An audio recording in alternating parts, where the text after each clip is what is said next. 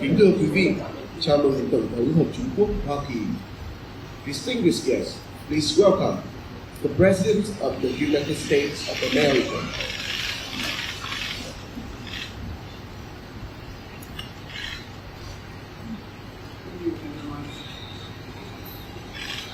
It is easy, isn't it?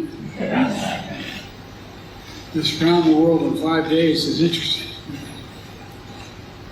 Well, there's that, one of my staff members said, remember the famous song, Good Morning Vietnam? Well, good evening Vietnam.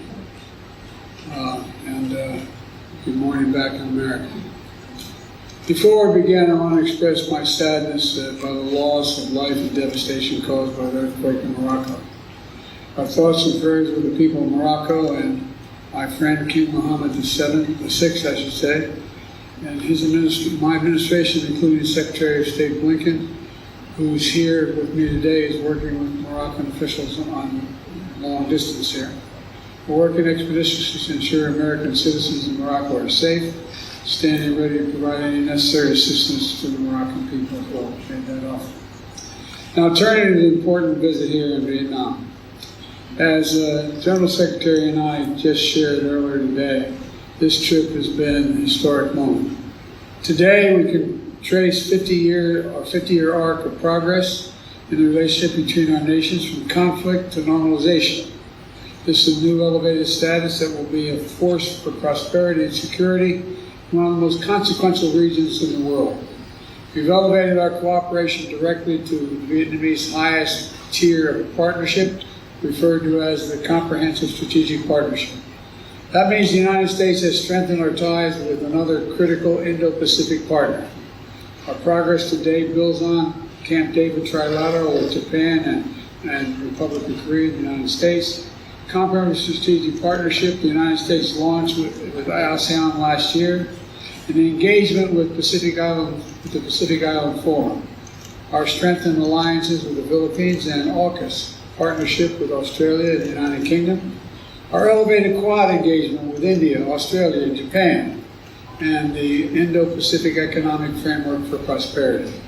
And all the effort we've advanced from day one of my administration to demonstrate to our Indo-Pacific partners and to the world, the United States is a Pacific nation, and we're not going anywhere.